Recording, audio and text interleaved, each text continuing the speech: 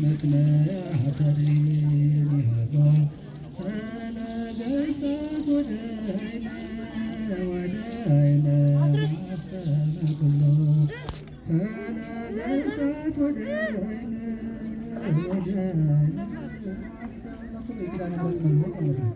ስለዚህ አባትዬ ድንግል ምን አለ? የአንቺ ኪዳን ምክንያቱ ነው ለዓለም ድህነት ባይሰጥ ኑሮ ትውልዱን የእሳት ጎርፍ ባሰጠመው ነበር ይላል።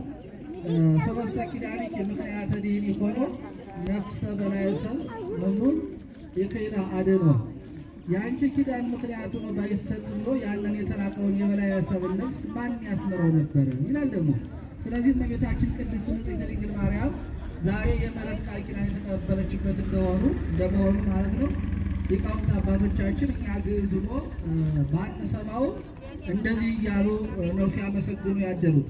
ሌላው በዛሬ ቀን ሊቃውንት ከሚሉት መካከል በመንግሥተ ሰማይ ይላል። በመንግሥተ ሰማይ ምስሌኪ ይነግሥ ኃጥእ በመንግሥተ ሰማይ ይነግሥ ምስሌኪ ኃጥእ ዘገብረ ተስካረኪ ወዘጽዋ ስመኪ እመቤቴ ወይ